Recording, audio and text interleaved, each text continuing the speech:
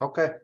Well, good evening, everyone. Thank you for joining us for our quarterly meeting between the city staff and the heads of the neighborhood associations. This is an important function in government and keeps the dialogue going between city staff and the associations and answering questions about what's on your mind.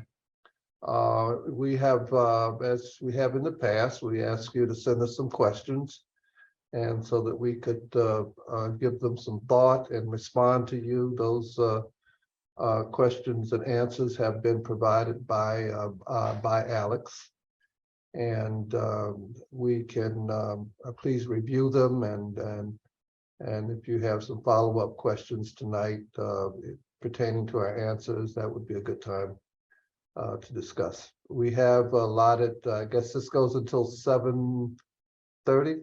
7 o'clock. 7 o'clock. Okay. So, Sam, you want to jump in and?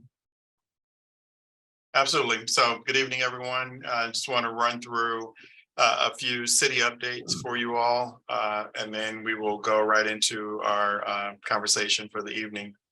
I want to share with you all that the FY24 budget season is heading to a close. We are ready for it to be a closed process as of next month, because there's so many meetings that had to occur this month. We had a community budget forum for council last night. There is the CIP work session next Thursday at 6 p.m. at City Space, if any of you all are interested in joining for that conversation. The second public hearing on the budget with the first reading of the ordinance approval, the appropriation approval, and the tax rate approval will be held at the April 3rd council meeting, with the final council work session scheduled for April 6th at City Space at 6 p.m. That last council work session does not have a specific theme. It is really council's opportunity to wrap up with any further discussions that they would like to have the city manager consider before the final vote, which is the second reading of everything on April 11th, which would conclude the budget process. Also, just happy to report that we, I think when the last time we met, I was telling you about a number of positions that we had hoped to fill, and we were really working hard to try to get those filled, and they had been a little delayed. Well, some of those we've now been able to fill. So some critical positions that really pertain to a lot of what this group is engaged in conversation about is we've added a senior project manager, a management analyst, and a high-level admin in our public works engineering division, which is great news for you all who are very focused on sidewalk projects, street improvements, and various engineering related projects. That is much needed capacity that's going to allow us to move those projects and things forward. And then to get to a place of doing that reporting to you all that I've been working on. As I've expressed, I want to be able to get us to a place of being able to offer status reports and progress reporting online, that you all will be able to look there. And that one day would mean that we won't have all the questions, because you will actually be able to see what you need to see to get the answers that you're looking for. We have hired a transportation planner. Ben Chambers is our rock star. He is in our NDS department at this time. He's been heavily involved in helping us organize a lot of our transportation work, putting some work around getting cross-departmental collaboration going, which has been a theme of mine since I've joined the city. Making sure that we're talking to one another. We are making sure that we are briefing each other on projects. We have a little bit more to do in that regard. But Ben has taken the charge, and he's pulling everyone together to give updates and reports on things that they're doing. It's our intention that we will be able to strategize better as we consider future projects. And then we will avoid what I believe has been one of our issues in the past is we have the situation of we have a very large portfolio of projects that we are attempting to do, and that we don't have the appropriate capacity to pull that off. We've had to make some adjustments to the portfolio, specifically the VDOT portfolio. And once we get that right size, we should be able to move a lot faster, be a lot more productive in that regard. And the team actually can feel better about making requests for what they would like to pursue in the future, and engaging the city residents as well in helping us figure those things out. Then the last thing in that category for the critical positions is our building officials office is now fully staffed. I can't say that we've had that in quite some time, but that entire office is full. That means we can process permits, we can get inspections done, and we won't find ourselves in that precarious situation that we were in last year where we had to shut down permit processing for a little bit. It is our goal to never find ourselves in that situation again. The climate team has been working hard. They had a public workshop last week, and we'll be releasing their work plan for 2023 next week. It is a document that basically identifies the priority projects from the adopted climate action plan from December. The intention is that the team will work this work plan for the year, produce a report at the end of the year reporting how they perform. And at that same time, they'll be preparing next year's climate action work plan to be released at some point near the end of the year, beginning of next year. And that will give the community the opportunity to engage with the work that's being done and how it's being prioritized so that we can deliver the greenhouse gas emission reductions that we have prioritized with the adoption of that plan. And then the last item I will share with you is that the zoning rewrite is steadily moving forward. Module 2 of the rewrite will be released next week. There is a joint council meeting Wednesday at 5:30 at City Space. This time, what we're doing is we're taking part of the meeting. Council and Planning Commission will be able to give their feedback on Module 1. That was the first tranche of information with regard to all the changes that are being proposed. And then they will be introduced to Module 2 in the form of a presentation, and they will have that document for the first time on Wednesday. We will publish it on Wednesday, so you all will have access to it at that time as well. And the request that we're making is that you, if you are so inclined to go through the document, formulate your responses and send those in to the Seville Plans Together site so that the team can process those and work that into future reviews and updates. And then we will now shift to moving to working on Module 3, which is the last module before we head into a summer consideration of adoption for a full zoning rewrite. So that is the city updates. I'll stop with what I just shared and ask, are there any questions on anything that you just heard?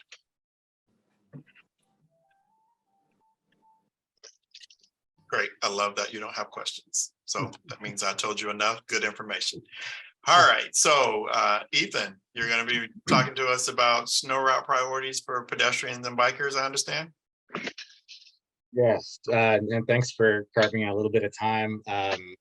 My name's Ethan Tate. I am on the Bicycle and Pedestrian Advisory Committee with a handful of other folks who live in the city. And one of the things that we've been talking about for a while now is kind of snow clearing priorities and how we, particularly how we make sure that neighborhoods with residents who might not have vehicles are still able to access critical things in a snow event.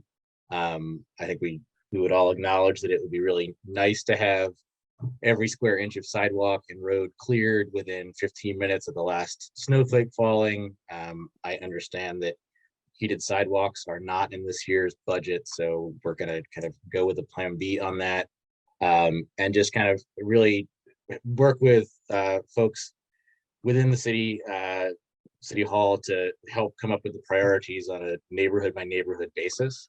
I think a lot of folks are familiar now with the Safe Routes to School program, and so the BPAC thinking is that there's kind of a similar kind of thinking around safe routes to grocery stores, safe routes to corner stores, safe routes to pharmacies, safe routes to urgent care and emergency rooms, that in the event of a really significant snow event where things are shut down, for a couple of days, maybe it's not the priority to have safe routes to school cleared first. Maybe it's actually a priority for folks to get access to the basic staples they need to survive. So we've started looking at that, like I said, really kind of looking at it with an equity lens to really focus in on the neighborhoods that have a lower percentage of residents who own their own personal vehicles. Those are the ones who are more likely to need to walk to a bus stop, more likely to walk to a grocery store, things like that. And then figuring out, once we've prioritized those stretches of sidewalk, well, how do they actually get cleared? Is that something that Public Works has any capacity for. Is that something we can be working with community teams, community volunteers, high school sports teams, all those kinds of things to be, looking out for the neighbors who need to have that kind of access, but might not. So in the coming weeks and months, I'll be reaching out, or somebody else from BPAC will be reaching out to the various community leaders. And I just ask that as you're thinking about your own neighborhood and kind of what folks in your neighborhood need to get to on kind of a urgent basis when there is a snow event, if you can have those conversations, if you yourself know what those things are, that's super helpful information for us to kind of help figure out what all of this looks like on a citywide scale. So it's early on in the process. We obviously had hoped to have this done a while ago, but the universe aligned and we didn't have any snow events this year. So bought ourselves some time and hope to have some really productive conversations with individual neighborhoods and then with folks in the city as well in time for next year's snow season. So I'm happy to answer any questions, but just kind of wanted to give a heads up that if you hear from somebody asking those kinds of questions or we're sending out a survey, that's where it's coming from and that's how it will be used. The goal is to make sure everybody stays as safe as possible in those kinds of events.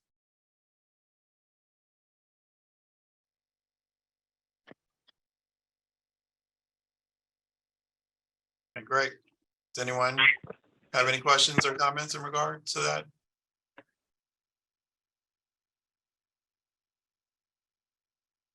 Very good. Thank you, Ethan. I will say I think that's an interesting conversation. I think what we also want to make sure that we would do is at some point, I guess maybe one of the thoughts we could have is to have Jonathan Dean, our division manager for public service, to share where we are today with prioritizing so that information then is also appreciated as you're considering any recommendations. And that way the informing can be both ways, and then we can ultimately determine what's the best approach for any changes that we might consider. Yeah, absolutely. We're certainly open to that, and I'm glad to hear that there's more capacity in City Hall for those kinds of conversations. So yeah, I'm sure don't want to operate in a vacuum, but appreciate anything you can send us. Great. I'm sure I made Jonathan nervous when I said his name because he probably thought I was committing him to something I did not. I'm only going to have him share with you what he has right now. All right, so let's look at our Q&A round, Alex. Yeah, I think good evening, everybody. I think the city manager already alluded to the questions and responses.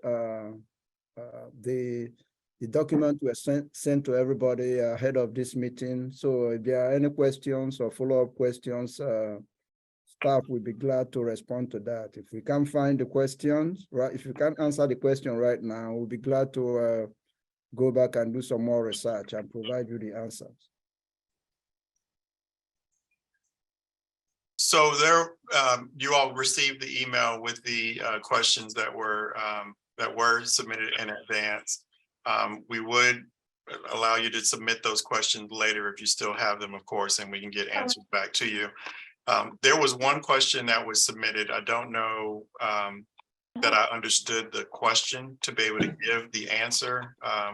So I'm going to ask if someone wanted to speak to a question that was presented as to how did the newly revised CIP process work? I wasn't clear on what the assumption is that was different, or maybe an understanding of what someone had about it being different. I'll happily answer that if we can get clarity on that question. And if not, then I know we probably send it back out so we can get back there. I think I can speak to that. That came from the Fry Springs Neighborhood Association. Good evening, everyone. My name is William. That question was partly related to Manager Rogers' statements that the CIP plan was being revised. There's new prioritization. There's new staff input. There was more clarity. So even though the process itself was a little different this year, and one of our goals here is to reflect back the things that we hear from you, so we can amplify good things. And from our perspective, we received a lot more communication with staff and feedback on where things sat, and it was more transparent. So it was positive from our end. We were curious how the staff thought about it. Okay, all right, that's helpful to understand. I'll be honest and say, when it comes to the CIP and the budget, staff is not always happy because they ask for a lot of things. And they can't always get the things that they ask for. In any budget process, you have to consider all the things that come in and the various priorities that are there. And when there are many priorities, then only so many can get through. But that's normal. That's no different anywhere else. I think that's just part of our process. What we have strived to do, this administration specifically has strived to be more open about the process and even acknowledge where we're not as open as we might aspire to be at this moment, that we then will look to what else can we do? How else can we do something different? Mr. Rogers added a moment for 5 of our departments to actually present directly to council during a recent work session. We have not done that in quite some time, and not as a part of a work session. They found it to be a very helpful moment for them to be able to hear from their departments what they're doing, how they're doing it, what their challenges are. One of the things that we have prioritized in our conversation is we want that to now happen before we start the budget season, so that then can allow them the moment to react to what they're hearing. And then we take that as inspiration for what it is that we need to try to prioritize. So I will say to you, William, that it's a work in progress. It is our looking at what our various deficiencies are, and communication, as in any organization, is probably the #1 deficiency. We're always trying to look at how we can do better at that. How can we find a different approach, a different take on it? But I think that's been the key aspect of, we've been trying to communicate as much more as we can. And wherever there is a black hole in our process, which we do still have a few, we're trying to eliminate that by just bringing light to those situations. Mr. Rogers, is there anything you want to add to that? You covered it. Thank you. I love that too. See, I'm here to do that job. Thank All you. right. Go ahead, I'm sorry. I want to say thank you for clarifying. Sure. All right, Alex, see Yeah. you. When is our next meeting? Is what I see next on the agenda. Is that right? Yeah, that's correct. Yes. So the next meeting is in June. We're going to go right into our roundtable now, and that'll be our opportunity for you each to just kind of tell us a little bit about what's going on. We do appreciate these moments where we can understand and learn more about what's happening and where there's an ability for us to add a little bit more information to.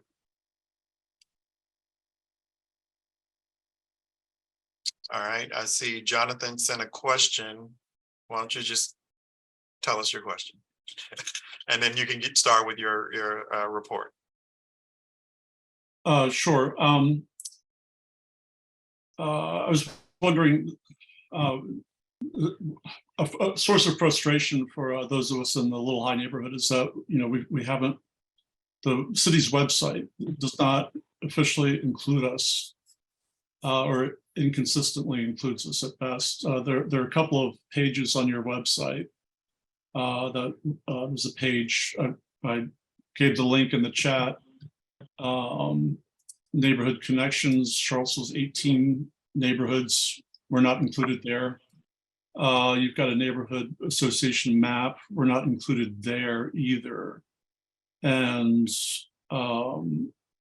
it would be very helpful if this information could be updated. I've been asking for this for a few years. We have been officially established for about 6 years, 6 or 7 years, and whatever we could do to get that information updated. We could volunteer to update your website, actually, if that would be helpful. No, you don't want that assignment. We'll get it done. Alex will be your point on that one, and we'll make sure that gets done. Yeah, absolutely. All right. Sorry it's taken so long, but I'm glad you brought it up. We'll get that done. Okay, thanks. Go ahead with the rest. Anything else you have for your neighborhood, if you'd like. Well, if I may, there's the creek at Mead Park. What is the status of that? The last I heard, the last I know, it's got a high level of E. coli in the creek. And there is one sign, which may be the world's most poorly designed piece of information. It shows somebody swimming with a circle and slash through it, don't swim. But the message in very small print says that the creek has got a very dangerously high level of E. coli in it. And every time I walk through the park on a nice day, a warm day, children are playing in that creek.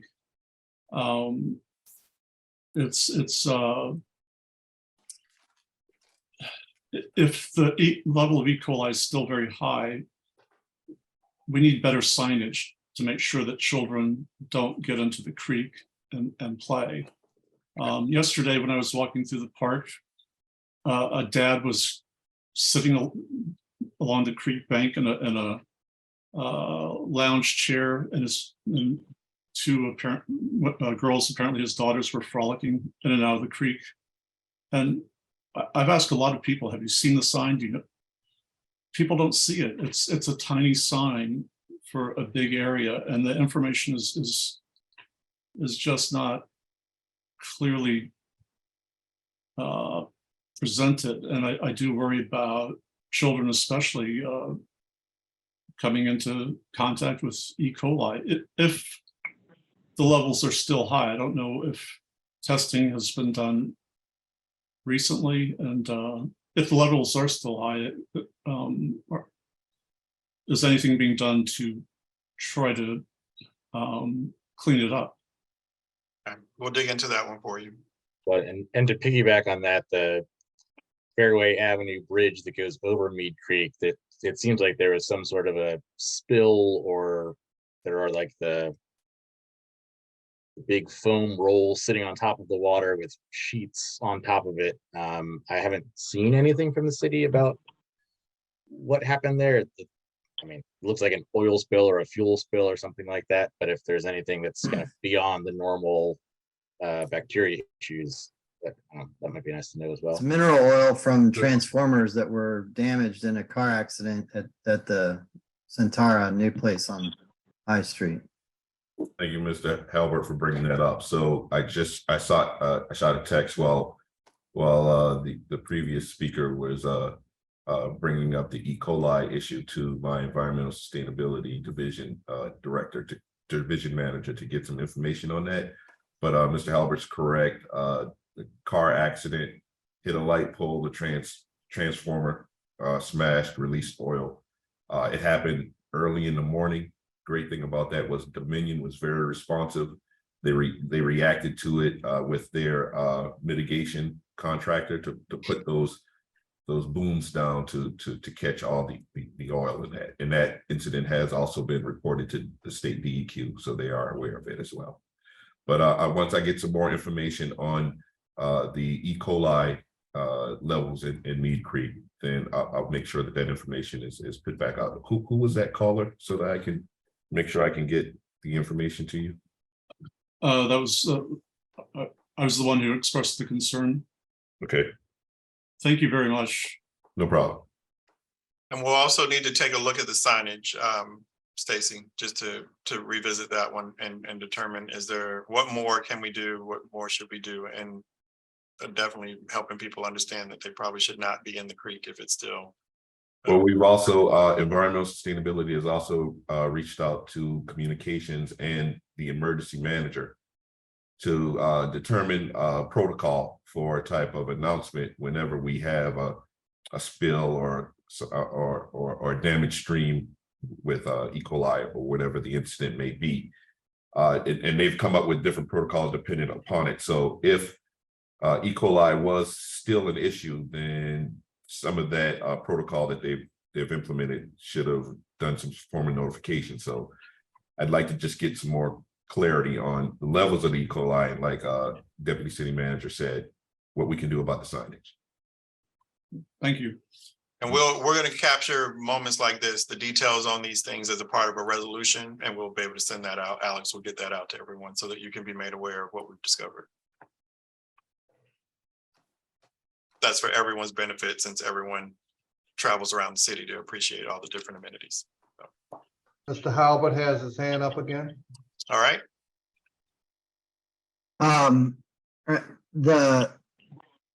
We have tried for over, I think, 14 or 15 years to address a number of safety and pedestrian issues. I'm just gonna be the broken record again. And I appreciate you telling us that you're working on the project status, online project status software system. I hope that will be done in 2023. We've been talking about it since at least 2015. I'd like to share my screen if that's okay for a picture. sure.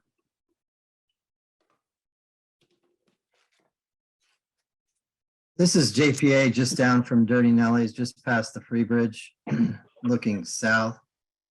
And the entire sidewalk is blocked off. This is a heavily used sidewalk. And, you know, we've been talking about the problem right here. You can see a little bit of the wall leaning. I have closer pictures. The capstones on the wall over are falling off, and the city has repaired this numerous times over the last decade.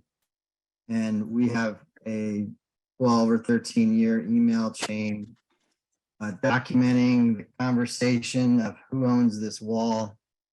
I emailed the city attorney's office this morning saying it's time for this to be brought to a close. It's in the city right away, and numerous city staff over the last, again, 12 to 15 years have indicated that in emails. We have, I don't know, this is probably the 10th or a dozen times we've brought this up. The last email in the questions we sent, you responded saying this is going to be prioritized and the ownership questions are going to be addressed. But again, that exact statement has been said to us dozens of times. So what do we got to do to resolve these things? It's just ridiculous. Well, I can tell you that on the ownership question, we do need the help of our general city attorney. And we are very much in transition in that department now. And this is something, Sam, I guess we can raise to a priority, and maybe have our outside counsel from Sands Anderson take a look at it immediately if they can get it on their dance card, right? Yeah, I mean, I received an email on this at about 1:30 today from the deputy city attorney. So it is being looked at from her perspective. And with that indication, we can definitely get Sands Anderson to take a look at it in absence of our having a city attorney. All right. I'm just receiving your note today. Thank you for raising it, Mr. Halbert. Thank you. Did you have anything else from the neighborhood? I mean, there's lots to talk about, but we've raised it in the questions and you know what it is, so I'm not gonna. Unfortunately. Anything going on in the neighborhood that we need to know about? Will? No, I don't have anything else. that's fine. Okay, thank you. Who would like to go next?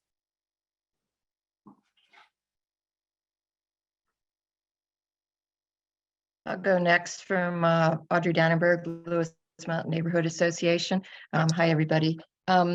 These were also addressed. It's things that we've been working on. I've been on the board for 8 years, and we've been working on these for 8 years.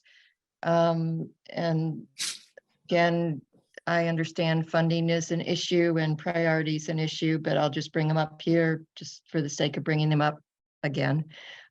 Traffic calming on Alderman Road is an issue, especially at the pedestrian. It's a pedestrian crosswalk actually that's on a curve, And we've been in touch with Brennan. And so I think he said he was going to put up some signs saying, just because we can't get the rectangular flashing light that warns people of the pedestrian crossing. Crossings don't belong on curves because of sightline.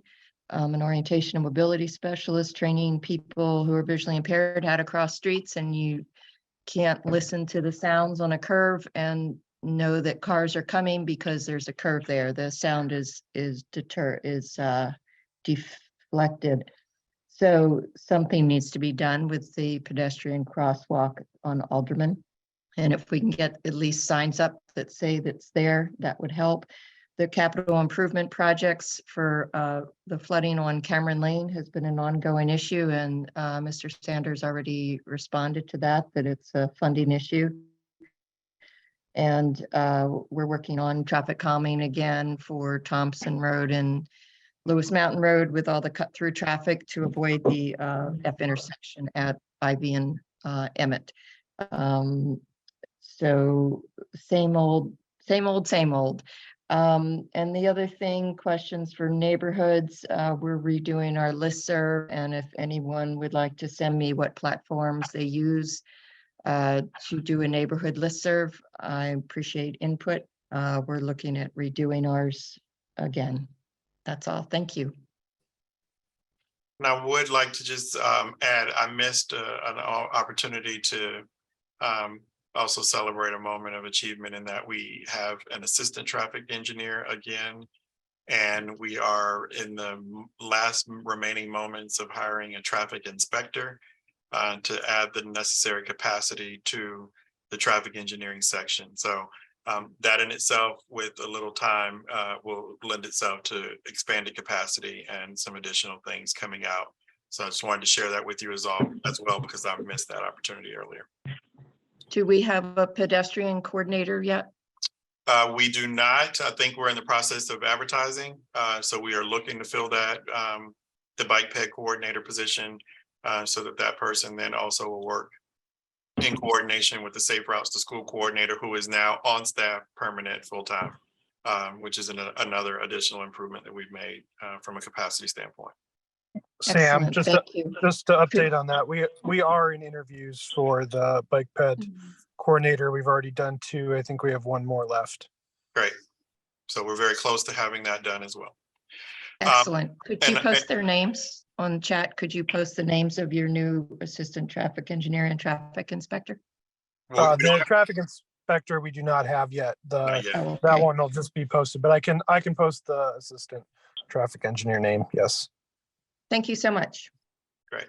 And then Ms. Dannenberg, I also share with you that the project on Cameron Lane, while it's not bringing it to a conclusion, I have used it as an example of an ongoing issue. I've been looking for moments like that to find repeat issues that just kind of speak to where we haven't been able to solve and respond.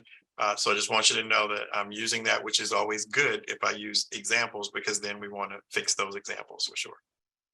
Great. Sounds wonderful. I just really wanted you to appreciate smile it. this evening. That's all. That's what I'm smiling. I'm sorry. I don't mean to critique. We obviously there's a understand lot that. of frustration with the Yes. turnover in the city, but it sounds like things are stabilizing, which is really great news. We're So trying thank really you. hard to keep that going. That's for sure. All right. Appreciate Who it. else would like to go?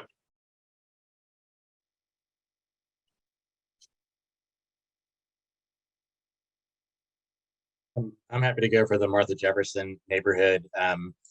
We have our semi-annual picnic coming up in May or June, depending on the weather, May 7th or June 4th. And I'll be sure to invite all of the city staff. It's been new and a part of these conversations so far. One kind of recurring theme that comes up is the Safe Routes to School program, since we are a host neighborhood for Burnley Moran, and I live on the Safe Routes to School route. And so I've seen a pleasantly surprising number of folks walking to school throughout the wintertime. So appreciate all the work that went into that over this past summer. Curious if there are any more plans on the East High and Hazel crossing there and the crosswalk in front of that E&T building or whatever it is on East High Street, that one small, like 1 block section of sidewalk that's not yet completed. The bus stop was moved and it seemed like things might be happening and then they weren't. So any updates on that would be welcome. But aside from that, just appreciate the communication we're getting from the city. Today? I can't mute for folks, unfortunately, because that one isn't allowing me to. Today that I know of. Stacy, did you want me to take that East High Hold on Street? for a second. Yes. Please do. Alex, wait, hold on, Brennan. Before you do, Alex, can you check to see if you can mute the phone number? I don't think, I don't think I can. Okay, go ahead, Brennan. So that one, we're still planning to hopefully accomplish that one before this next school year. We're kind of in the pre-engineering stages of that right now. We're looking to get survey done and determine, right of way. Hopefully, we're hopeful that we can do it all in the existing city right of way, but we need to confirm that before we start doing the design.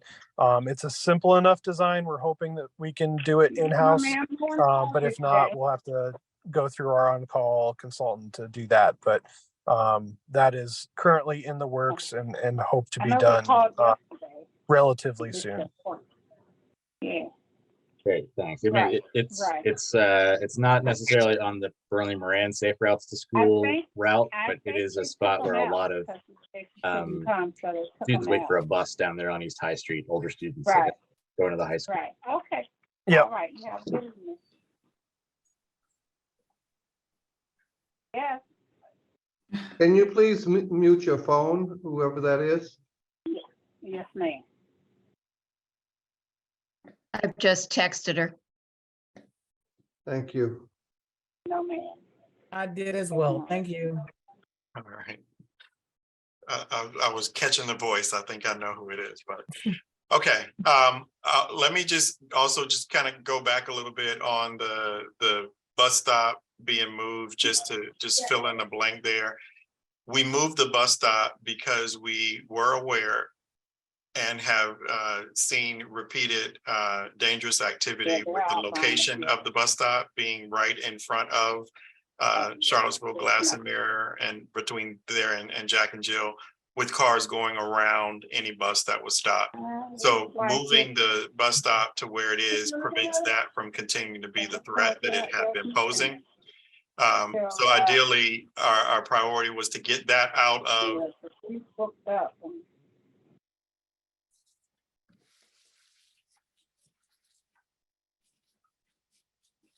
Got it. Someone muted me. Okay, to move to get the bus stop moved immediately, because we intend for the bus stop to remain in that current location once the sidewalk is built. But it was to take away the threat of people continuing to go around the bus in the location where it was. So we didn't make sure everybody understood that. And I think that was one of the things that kind of got people upset about, well, the bus stop was moved and then we got complaints about the quality of the bus stop being on a pole attached to a tire rim. But that was to support it being temporary until it could be permanent, but to put it in a way that it could stay in place until we could get the sidewalk done. So just wanted to add those details to clarify that part of the situation. Yeah, and that was absolutely a great move to move it that down a little bit. That parking lot cut through was a huge issue there. Yeah. Okay. Would anyone else like to go?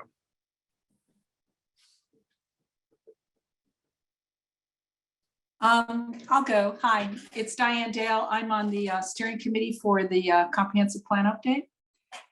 And I'm delighted to hear you talking about the organization to advance cross-disciplinary discussions between your departments and, to have a more integrated approach to problem solving. That's all sounds really good.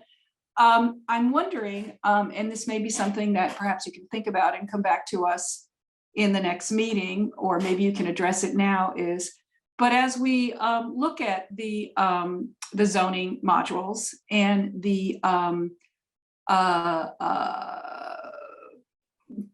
densities that can be expected to manifest in various neighborhoods across the city, some of it very slowly, some of it perhaps more depending on, you know, the land or the lots that are available.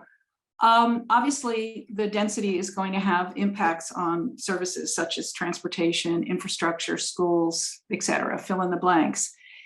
And as we're listening, you're talking about the challenges of dealing with things. We're hearing about problems that are years or many years old. I'm wondering, in your own, as the leaders of the administration and your discussions on how you're framing work approaches, how you are contemplating or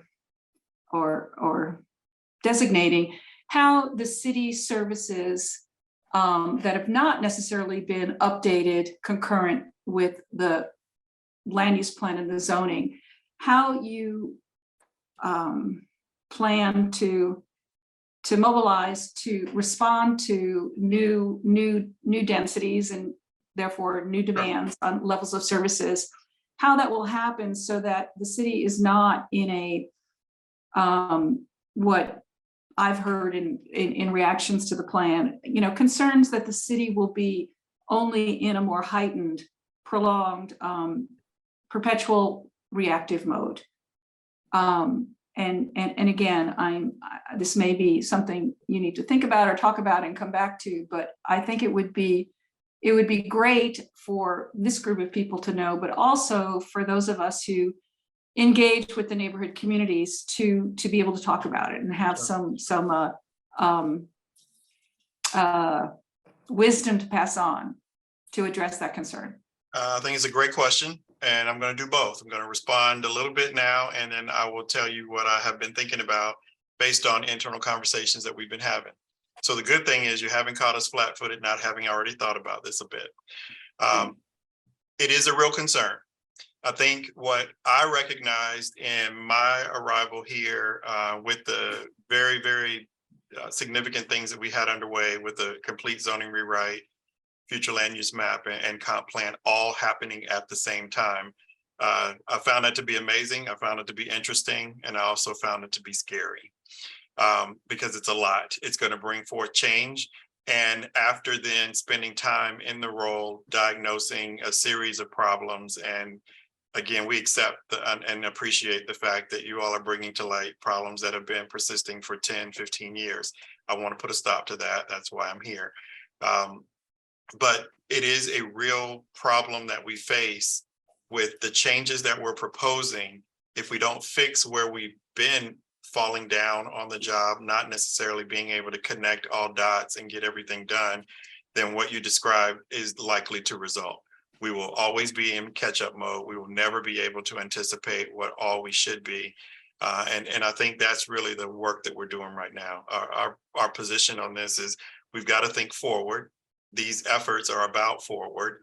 And in doing that, we have to take a look back to see what's not working. Why is it not working? Where's their capacity issues? How do we address them? It is abnormal for someone in this seat that I sit in to have gotten approval for so many positions. I know that. I am blessed with what I've been able to pull off since I've been here, because in most environments like this, it is very difficult to get positions approved at the rate that I've been able to get them approved. But it's because I've been able to diagnose the problems as real problems with a real potential solution with just adding hands to the mix. So with our being able to get more of that done and proving that those hands make a difference, which Stacy and James and others that I work with on a regular basis, he having just seen me earlier today, we are talking about where is our concern with what we put in motion. We've said we're going to fix this. We said we're going to add people to this. What is it that's still giving us heartburn? If we don't keep thinking about that, we will absolutely find ourselves in that position that you described, where we're not really ready for all the change that's coming. As it relates to James and the work that he's doing, he has already brought to me, I just actually read last night, a 6-page document on anticipating infrastructure needs. And this is something that he's been thinking about a lot. And he put it in front of me and he said, I just want you to read this. I'm not ready to give it to council or the city manager yet. So this is the first time he's hearing that it even exists. And it's so that he could get me to read it and then react to it so that we can make sure that it says what it needs to say. And then we're ready to put it in front of them. So we haven't had a chance to talk about it yet. It is my intention that that document will go to them and it will express to them that with all this great work that we're doing, there are much more resources needed. So while I'm admitting that I feel blessed that I've been able to get all these positions approved for my portfolio, I need more. And that's going to be a challenge for them to appreciate. But because we have made the decision that we want these things to, we want our community to look this way, the only way that we're going to be able to support it is to ensure that the infrastructure is there, that it can be maintained, and that we can go and fix all of the many things that interfere with the ability to realize the visions that are in the comp plan and to actually implement the zoning rewrite. I want James to come and share with you more about that whole infrastructure, I guess, appeal that we will eventually start to make. So I'll make sure that Alex and I put that as an agenda item for a future meeting. We'll let you know when we feel confident that we're ready to do that. But I think it's a great conversation point for us to have with even maybe using you all as the focus group. I kind of mentioned that to you last year, that my desire is to use this group as a focus group at times when we have certain things that we want to flesh out before we let it go to the wider audience. This will be one of those moments that I think we could just kind of get a reaction from you and welcome the criticism. I know part of the criticism will be, well, how are y'all going to do that when you haven't done, I see Mr. Howard's screen is off, but I've been talking to you about this for 15 years. We can't have that continue because we're going to be replacing that with new things that could be on a list for 15 years if we don't do better now. So that's really what the focus is. I mean, that's my best answer for you right now. But we have had those conversations internally with Ben being on our team. It has come up in our transportation planning conversation. We have had conversations with council members who have stressed to us that if we push density in these areas, the roads that are there already don't support what we have. How are we going to fix that? How are we going to address that? And being a community of 10 square miles, we don't have many options on what it is that we can do with creating new roads. So then we're going to have to improve those that we have.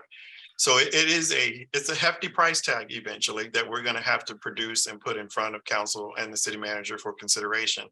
But we are thinking that way. So it's not something that has missed us. It hasn't escaped us as we're beginning to do this other rewrite work. There's a lot more to this conversation. It has to be appreciated.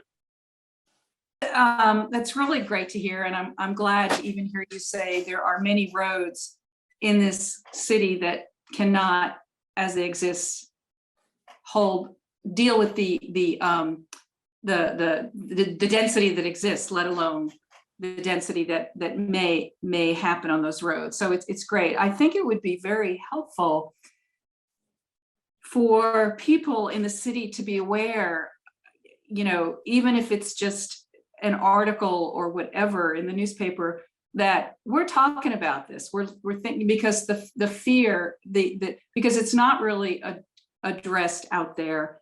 It's just stuff that, you know, well, what are they going to do? What are they going to do? You know, and it just fosters the negative approach or the negative view. And so it's great to know that you're on it, you know, and so you know, how we can help to get even that stay tuned, it's a work in progress, or aware message out. I do appreciate that point. And one of the things that we're looking forward to is having a director of communications as well, because those are moments that we feel like we're missing. And that's being able to determine subjects that we need to talk about to the larger community and getting that out. So I appreciate that reference point of something that we could do to begin to talk about that. Okay, great. Thank you. All right, William, I see your hand up. Yeah, I wanted to piggyback a little bit and thank you, Diane, for those comments. When somebody says infrastructure, obviously roads and sidewalks is first and foremost. There's lots of infrastructure in the city. And to your comment about many hands, who is the champion in the city for park space and green space? And I know by that I know Chris Jensick is working on connectivity, and he's been adding parcels to the portfolio, but definitely kind of focused on connectivity. But as density increases, having smaller pocket parks, land acquisition for maintaining our tree canopy, where does that sit in? Who's a champion for those kinds of opportunity seeking in the city? So there are multiple answers to that. I know Mr. Rogers would say that our Director of Parks and Recreation is supposed to be the champion for parks. That's why he has the job. And I would say that he shares that with Chris as our planner. Chris and Dana would be the champions of park spaces. The tree canopy priority, in my opinion, is the urban forester. That's why we have that role that exists. I think we have some work to do, as we have appreciated more and more of the criticisms that have come from the Tree Commission and are having not fully protected the tree canopy to the degree that we should, and the conflict that comes with development. I think we know that there's work to be done. I would say that responsibility has now has really elevated beyond just the urban forester. It has now been put on James's plate as the planning director, as something that he is obligated to take a look at, figuring out how, when developments come forward, are we thinking about tree loss and tree replacement? And even making sure that when we make selections or decisions about what trees we want to add to the canopy, that they are the appropriate ones for our weather, our conditions that we have been struggling with over the years. So I guess ideally there is no one single champion, which I think is the good news, because when you have one person, if they have another job, they're not going to be able to get everything done.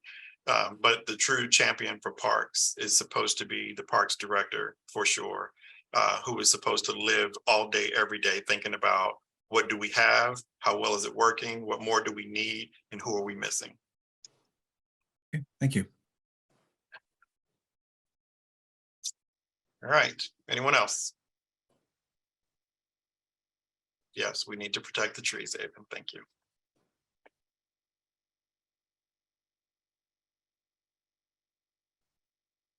Sam, I'll just mention something quick. It's Jay Scott, Venable Neighborhood Association.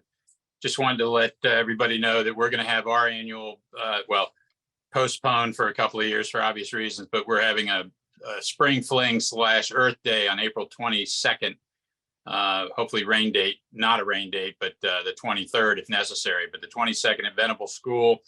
We're going to have lots of activities for kids, a giant slide, inflatable slide. We're hoping to get Charlottesville Community Bikes representative there to talk about their program to provide free bikes to any kid under 12 and under, and for older folks that can't afford them, as well as somebody from the police department and hopefully fire department as well. So that April 22nd from 12 to 3, we'll flyer. We're in the process of getting ready to print those up, but just wanted to let everybody know. And if anybody wants to come, we'd love to have you.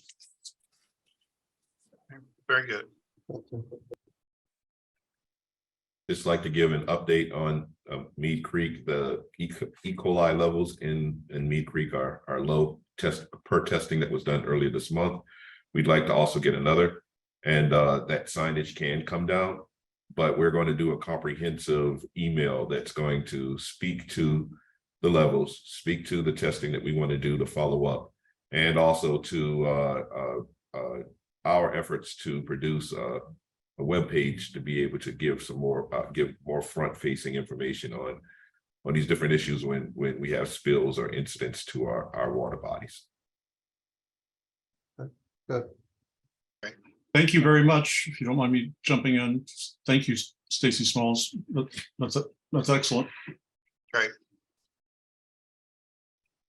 So Sam, if no one else is going, I want to put an issue on the table. Okay. let's just check once more. Is there anyone else from a neighborhood that has a report of any kind?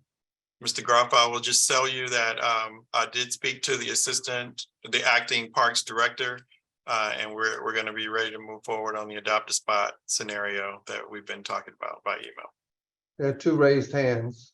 All right, Jonathan, go ahead. I want to point out that the Meriwether and 12th pipeline project, I wanted to give you some positive feedback for a change, just to Appreciate it. just to mix it up a little bit. Some of the neighbors have been really, of course, it's an inconvenience, but we're not opposed to infrastructure improvements. It's a necessary thing. A lot of neighbors have been really impressed by how considerate the construction crews have been about people being able to get their cars out, people being able to maneuver. I mean, there are big piles of gravel in front of people's homes, and the construction crews have been helpful with people about moving their recycling bins and trash. Some of the older neighbors, this is really enormously helpful, and it's very much appreciated. And so I should have a list of specific names to give props to. I'm sorry I don't, but at least so far the project has gone pretty well. People are impressed with the responsiveness of the construction and of the city and handling this. Great. I appreciate hearing that. We do appreciate the good news. We always want to know how we're doing. So we appreciate you sharing that. All right, Ethan? Yeah, I just had a question, not specific to Martha Jefferson, but kind of to the city as a whole. I've talked to some folks with the Seville Plans Together group about it, and with Mayor Snook about it. And it seems like there's tentative interest, but nobody really seems to know like where the right place to go is for this. So with the zoning changes upcoming, and presumably more than one unit allowed on every lot in the city, there are some areas where ADUs, accessory dwelling units, could be going in, and some other cities have had good luck with kind of working with the city building inspectors to just create like a menu of a dozen or so kind of pre-approved blueprints that individual landowners can, download or buy for a couple $100s. It kind of gets fast tracked through the inspection process and all of that. And there's some of the costs associated with like a custom thing, and all the permits and everything can be reduced, particularly if they are earmarked or reserved for folks, to be affordable at X AMI, 60%, 40%, whatever that number is.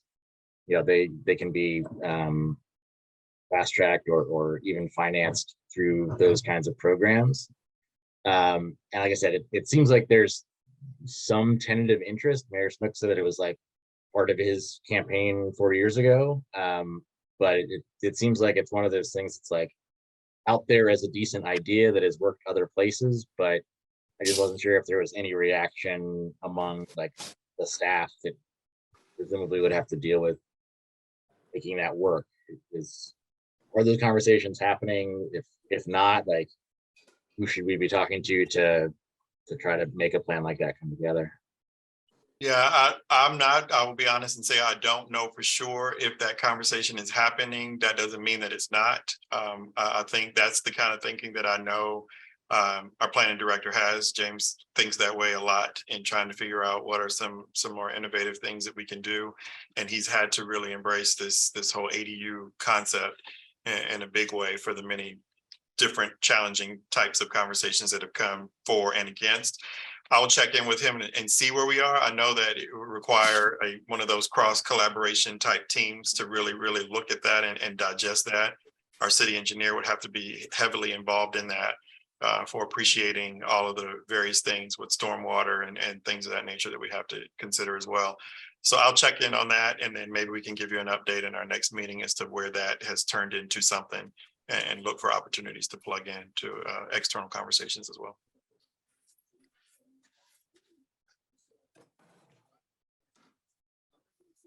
Good, y'all gave me homework this time. That's pretty good. All right, is there anyone else who has anything they'd like to share before our city manager takes the mic again? Okay, Jonathan? Yeah, I just want to share that a lot of people in Little High are concerned.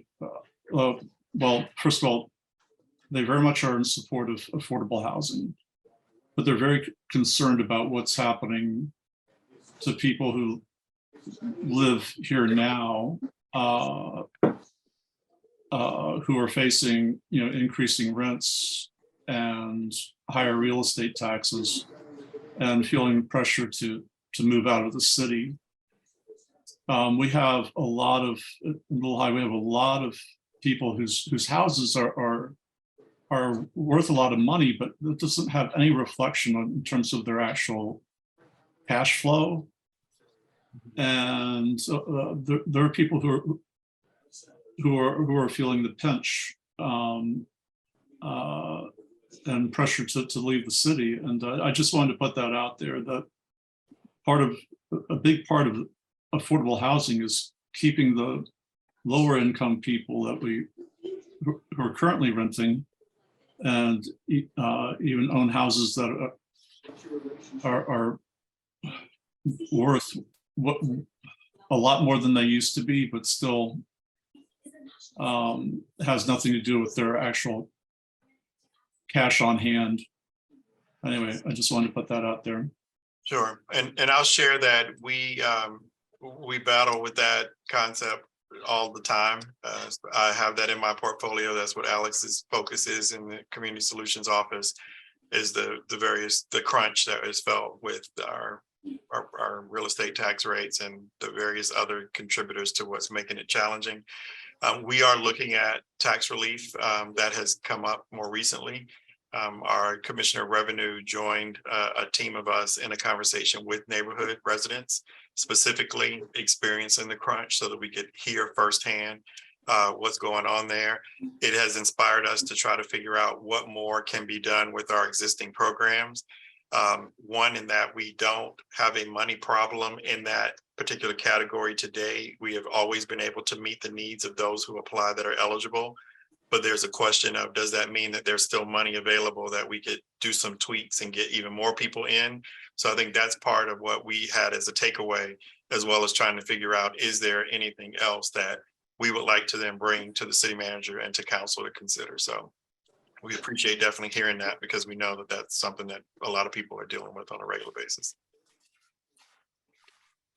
All right, Mr. Rogers, yours. So National Night Out is August 1st.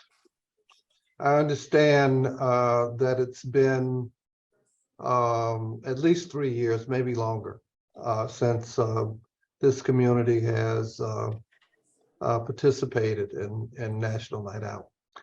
I've talked to Chief Kochis about it. He's committed to leading this event this year.